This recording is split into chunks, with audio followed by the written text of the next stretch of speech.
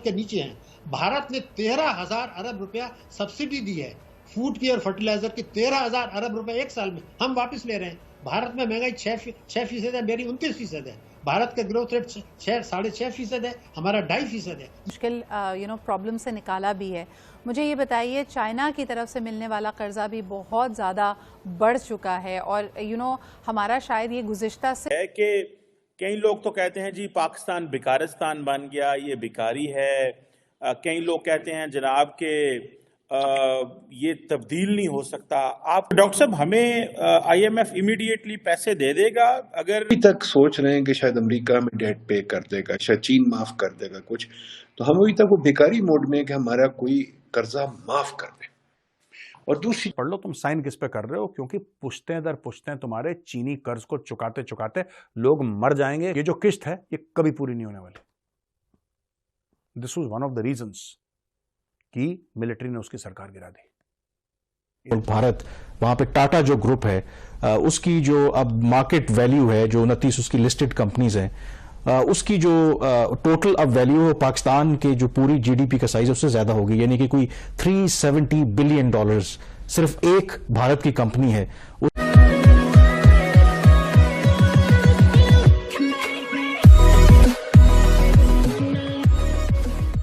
नमस्कार दोस्तों, अगर आप IMF का सिंपल फंडा देखिए, IMF मतलब इंटरनेशनल मॉनेटरी फंड, अगर उसका सिंपल फंडा देखिए तो पाकिस्तान को अभी भी उसने लटका रखा है। अब 1-2 बिलियन चाहिए उसको। अब देखिए, पिछले दिनों बांग्लादेश को भी जरूरत थी, उसने तुरंत दे दिया। अब नो डाउट उसमें एक अलग चीज ये है कि इंडिया का बैकिंग है बांग्लादेश को, और IMF के अंदर भी इंडिया का अच्छा खासा हिस्सा है। और जब किसी कंट्री का एकदम क्लियर यहाँ पर हिस्ट्री हो तो उसको यहाँ पर सब कुछ क्लियर कर देना कोई बड़ी बात नहीं है। तो यहाँ पर भी यही बात थी। लेकिन अगर आप दूसरे लेवल से देखो तो पाकिस्तान को अभी भी IMF ने लटका रखा है। हो सकता है आने वाले दिनों में कभी भी FATF के ग्रेड लिस्ट में कभी भी पाकिस्तान जा सकता है। 1-2 बार अगर प्रूव हो गया कि टेररिस्ट को फंडिंग करता है या फिर कहे कि टेररिस्ट वहां पर फल फूल रहे हैं। ऊपर से यहाँ पर यह भी बात हो रही है कि भाई IMF की तरफ से डायरेक्टली इनडायरेक्टली ये कहा जा रहा है कि भाई ये जो कटोरा वाला कंट्री है ना, वो हमेशा कटोरा लेकर ही रहेगा।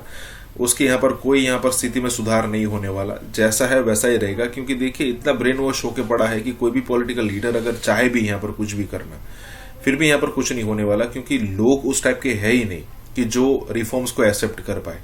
इसी के साथ ये वीडियो शुरू करते हैं।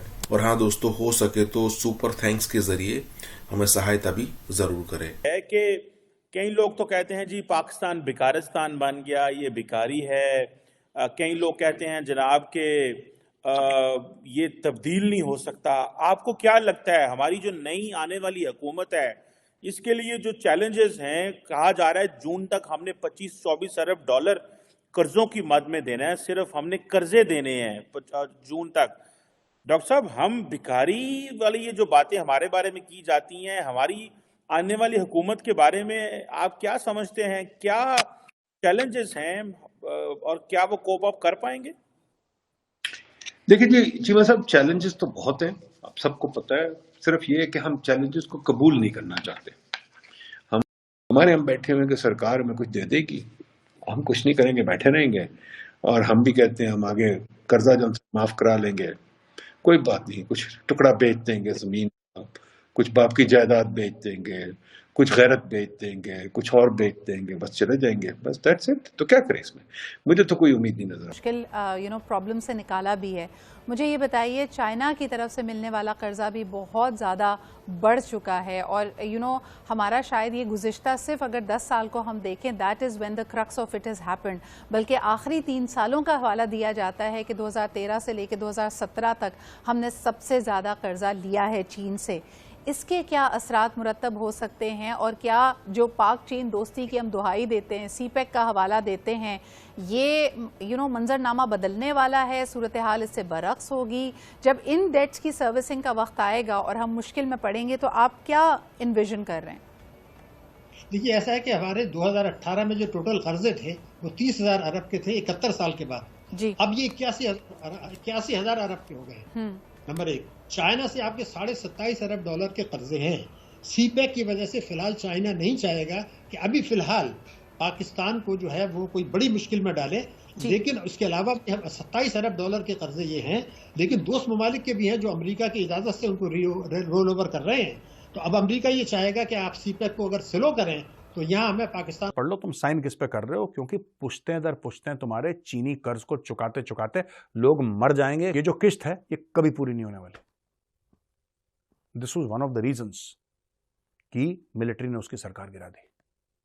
इसके पीछे चाइना का बहुत बड़ा हाथ है। अच्छा दोस्तों, एक और खबर लेकर आया हूं, वो भी पाकिस्तान से, कि पाकिस्तान ने यह बोल दिया IMF को कि अब तुम लोन जो हमें दे ही रहे हो, अब तुम देने पे आ ही गए हो, अब तुम लोन हमें दे ही रहे हो तो एक काम करो, $6 अरब दे दो। मैं IMF ने भी अपनी हिस्ट्री में, अपने पूरे इतिहास में इतना लालची देश नहीं देखा था। अब उन्होंने सीधी डिमांड कर दी $6 अरब की, कि भाई हमें तो सीधा $6 अरब ही चाहिए।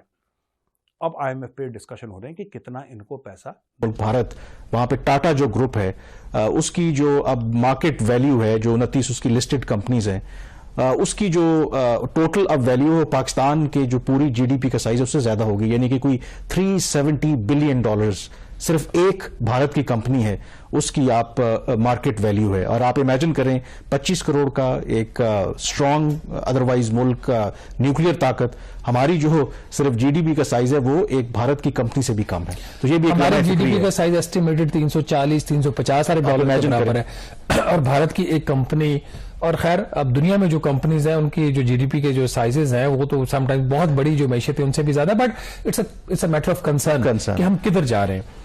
अब एक अच्छी हुकूमत कामरान आ जाती है, वो काम कर लेती है, एक वजीर खजाना एफिशिएंट है, उसके पास मसाइल का हल है, इंप्लीमेंटेशन की विल है, प्राइम मिनिस्टर मुश्किल फैसले करने को तैयार है, मिलिट्री की सपोर्ट है, एक बड़ा